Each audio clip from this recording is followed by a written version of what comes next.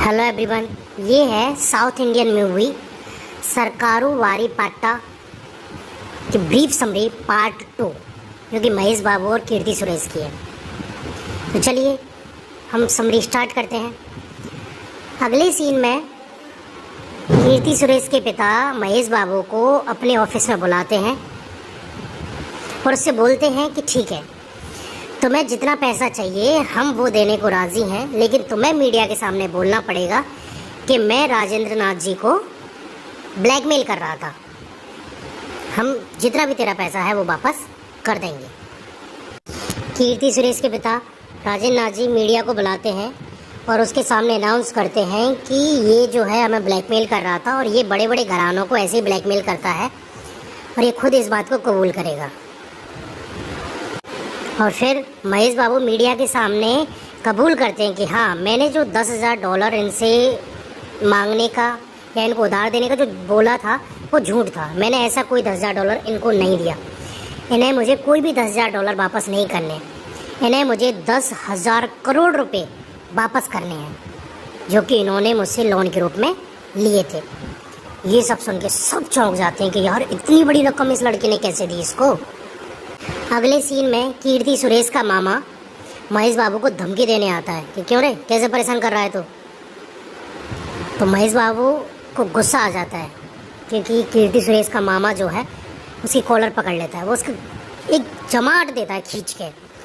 तो उसके जो गार्ड होते हैं वो उस पर गुस्सा करते थे, एक और चमाट देता है तो और गुस्सा करते हैं, एक और चमाट देता है और गुस्सा करते हैं। तो महेश बाबू बोलते हैं कि तेरे गार्ड्स जितना ज़्यादा गुस्सा करेंगे या चिल्लाएंगे उतना तेरे में चमाट पड़ेंगे। तो उसका मामा जो है वो उन्हें चुप कर देता है कि भाई तुम लोग चुप रहो। अगले सीन में राजेंद्र नाथ जी महेश बाबू को फ़ोन करते हैं और पूछते हैं कि कहाँ है भाई। तो बोलता है कि अभी तो मैं दिल्ली आ गया, यहाँ मुझे काम है, अगर तुम्हें मुझसे मिलना है तो यहाँ दिल्ली आओ। तो पूछता है कि चलो अच्छी बात है, तो दिल्ली में कहाँ पर मिलना है। तो बोले कि डिस्ट्रिक्ट जेल हूँ मैं, वहाँ पर आ जाइए, वहीं मैं मिलूँगा। तो राजेंद्र नाथ जी जो है वो डिस्ट्रिक्ट जेल पहुँचते हैं। जब वो डिस्ट्रिक्ट जेल पहुंचते हैं तो वहाँ पर देखते हैं कि वो एक बैंक एम्प्लॉय जो उनके चक्कर में फंसी थी वो भी यहीं थी। तो ये देखकर राजेंद्र नाथ जी शॉक हो जाते हैं क्योंकि महेश बाबू ने बताते हैं कि इनसे 10,000 करोड़ रुपए आपने लिए थे लोन के रूप में और आपने वापस नहीं दिए और इनको फर्जीवाड़ा का केस लगा दिया जिससे इनको जेल हो गई। तो राजेंद्र नाथ जी हंसने लगते हैं। तो महेश बाबू बताते हैं कि वो उनको कहाँ पर और कैसे मिले, क्योंकि वो उसे डायरेक्टली नहीं जानते या फिर उनका कोई रिलेशन नहीं है उसके साथ। महेश बाबू बताते हैं कि वो लोग सिर्फ एयरपोर्ट पर एक इत्तेफाक से मिले थे, वरना उनका कोई संबंध नहीं है। मैंने जब उनसे प्रॉब्लम पूछी क्योंकि वो बहुत ज़्यादा परेशान थी, तो उन्होंने बताया कि मेरे साथ ऐसा ऐसा हुआ है और कोइंसिडेंटली मुझे $10,000 भी आपसे लेने थे। तो मैंने ठाना कि क्यों ना इनकी प्रॉब्लम को सॉल्व किया जाए और अब आपको हर वो चीज़ इनको लौटानी होगी जो जो चीज़ आपने इनसे छीनी है। तो राजेंद्र नाथ जी हंसते हैं और बताते हैं कि चलो अच्छा है, तुम दिल्ली में हो, मैं तुम्हें किसी से मिलाता हूँ तो फ्री भी हो। तो वो अपने क्या है एक्चुअली इंडिया के फाइनेंस मिनिस्टर के पास जाते हैं, उनसे मीटिंग करते हैं कि वो उनके मित्र हैं। वो देश की कॉमर्स डिपार्टमेंट जो है, कॉमर्स डिपार्टमेंट है, और वो काफ़ी ऐसे जो फाइनेंशियल डिपार्टमेंट है बड़े बड़े अपने जो कॉन्स्टिट्यूएंट बॉडी वाले, उन सब से जाके मिलते हैं। मिनिस्ट्री ऑफ फाइनेंस से एंड और भी अदर हायर ऑफिशियल से मिलते हैं वो जाके। तो महेश बाबू को समझ में आता है कि यार ये काफ़ी पावरफुल है, इस तरीके से दाल नहीं गलेगी, कुछ और करना पड़ेगा। उसके बाद अगले सीन में महेश बाबू SBI बैंक जाते हैं जहाँ से राजेंद्र नाथ जी ने लोन लिया था। वो वहाँ पर मैनेजर से मिलते हैं, लेकिन मैनेजर उनको इग्नोर कर रहा है, बार बार किसी और को बुलाकर या फिर किसी और पर आरोप रख के वो उस पर कटाक्ष कर रहा है। तो महेश बाबू का दिमाग खराब हो जाता है कि यार ये क्या तरीका बात करने का और ये किस तरीके से बात कर रहा है। तो वो उसके फ़ोन फेंक देता है, चेयर वगैरह को फेंक देता है। तो मैनेजर का मूड ख़राब हो जाता है, बोलता है ये क्या तरीका है भाई, गार्ड को बोलो, फिर पुलिस को बुलाओ, गुंडागर्दी कर रहा है। तो महेश बाबू बोलते हैं कि गुंडागर्दी कर रहा है, गुंडागर्दी किसे कहते हैं। तो महेश बाबू मैनेजर की चमाट मारता है खींच के, इसे बोलते हैं गुंडागर्दी, और एक और चमाट मारता है, बोले इससे बोलते हैं मेरी लहजे में गुंडागर्दी। ठीक है, तो गुंडागर्दी का नाम तो मेरे आगे लेना ही मत। और हाँ, जब तक आप नोटिस नहीं भेजे राजेंद्र नाथ जी को, तब तक मैं यहीं पर धरना बैठ के दूंगा। कभी भी कितने भी दिन हो जाए मैं यहीं बैठा रहूँगा, ना ऑफिस बंद होगा ना ओपन होगा, ऐसा ही रहेगा ये। तो मैनेजर का दिमाग ख़राब हो जाता है कि यार, बोलता है कि यार भाई ऐसे मत करो वरना हमें दिक्कत हो जाएगी, आप मान जाओ। बोले कि नहीं, बिल्कुल नहीं। तो उनमें से एक असिस्टेंट मैनेजर होते हैं जो हैंडीकैप्ड होते हैं, वो जब तक जो है टाइप कर लेते हैं नोटिस और बोलते हैं कि सर मैंने नोटिस टाइप कर लिया है और चलिए अपन राजेंद्र नाथ जी को नोटिस देने के लिए चलते हैं। तो महेश बाबू उन सब की तरफ देखते हैं और बोलते हैं कि तुम हैंडीकैप्ड नहीं हो, ये लोग हैंडीकैप्ड हैं।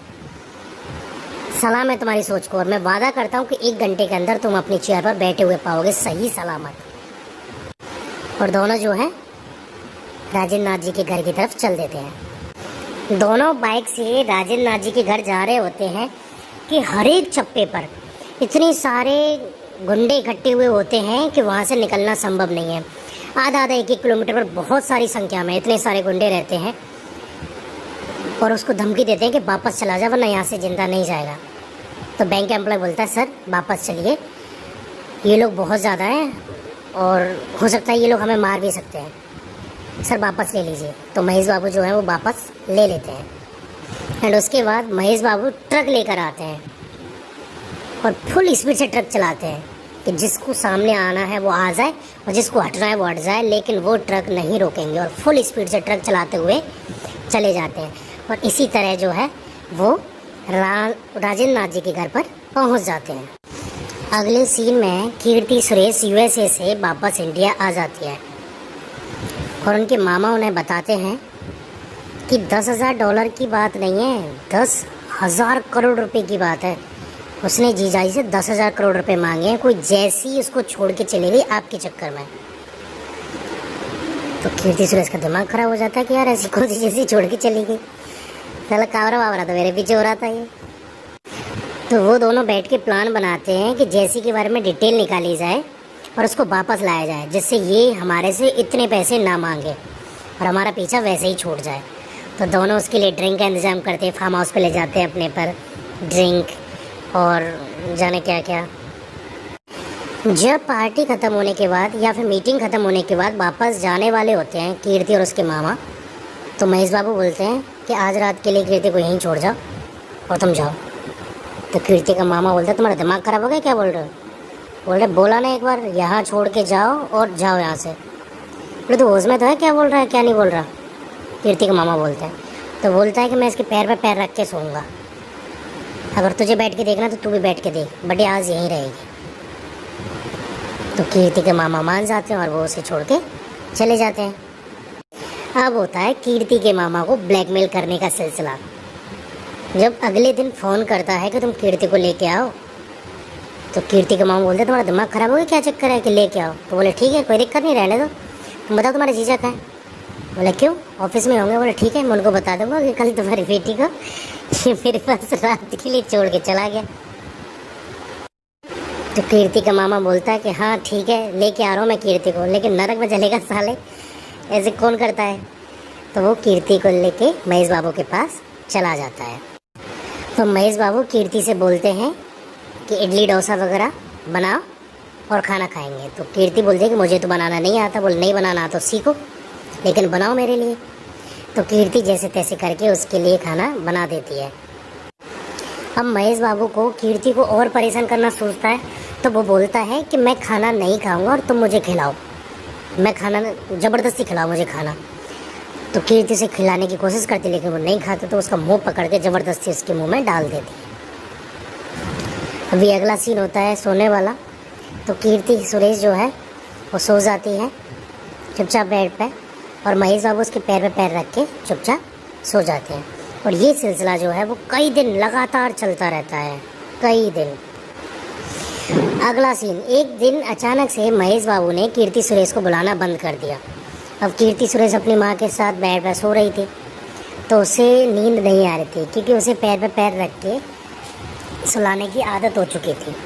तो कीर्ति सुरेश अपनी माँ से बोलती है कि माँ मेरे पैर पे पैर रखो ना, मुझे नींद नहीं आ रही है। माँ बोलती क्या, बोले रखो ना, क्या क्या कर रहे हो। तो कीर्ति की माँ कीर्ति के पैर पर पैर रखती है, तो उससे बोलते नहीं पैर हटाओ, वो फीलिंग नहीं आ रही, और ऐसे करके वो अलग करके सो जाती है। अगले सीन में एसबीआई ने जो नोटिस दिया था राजेंद्र नाथ को, उसको सुप्रीम कोर्ट ने स्टे ऑर्डर लगा दिया था कि कोई भी जो है 6 महीने तक राजेंद्र नाथ जी से किसी भी प्रकार की रिकवरी नहीं करेगा। तो महेश बाबू का दिमाग खराब हो जाता है कि यार ये क्या मतलब है, सुप्रीम कोर्ट जो देश का सबसे बड़ा जुडिशरी है वो ऐसे बोल रही है। तो राजेंद्र नाथ महेश बाबू को फ़ोन करते हैं और बोलते हैं कि पता चला मेरी पावर का, देख सुप्रीम कोर्ट से कैसे ऑर्डर आया है कि 6 महीने तक कोई भी रिकवरी या कुछ भी एक्शन जो है वो राजेंद्र नाथ जी के अगेंस्ट नहीं लिया जाएगा।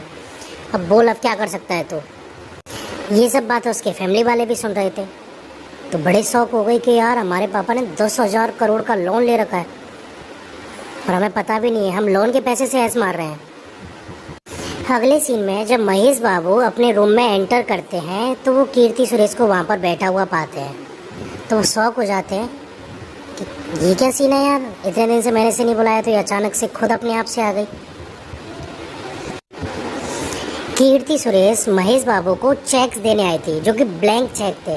वो कह रही थी कि आपको जितने पैसे चाहिए इन चेक्स में लिखो और आप यहाँ से चले जाओ, क्योंकि मेरे पापा बहुत खतरनाक हैं। और ये जो चेक्स हैं वो उसे उसके पिता ने बर्थडे पर दिए थे। अगले सीन में कीर्ति सुरेश रूम से बाहर निकलती है, बाहर उसे गजरे वाला मिलता है तो वो उसे गजरा लेती है और चल देती है। तो गजरे वाला बोलता है कि मैम इसके पैसे तो दे के जाओ। तो कीर्ति सुरेश बोलती है कि वो जो पीछे सांप खड़े हैं वो इसके पैसे देंगे, और मुस्कुराकर चली जाती है। अगले सीन में महेश बाबू के अंकल को बैंक वाले परेशान करते हैं। उन्होंने 2 महीने की ईएमआई नहीं भरी थी, इसलिए वो उससे रिकवरी के लिए आते हैं कि पैसे क्यों नहीं भरे, हमें पैसे अभी के अभी चाहिए। तो बोलते हैं कि मेरी पत्नी की तबीयत ख़राब थी तो मैं पैसों का इंतज़ाम नहीं कर पाया 2 महीने से, लेकिन इस बार मैं पूरा पक्का भर दूंगा। लेकिन वो बदतमीजी करते हैं तो महेश बाबू एक जमा के चमाट मारते हैं और बोलते हैं कि इज्जत से बात करो, इज्जत से। जो राजेंद्र नाथ 10,000 करोड़ रुपए लोन ले रखा है उससे सरसर करके बात करते हो और यहाँ ऐसे बात कर रहे हो।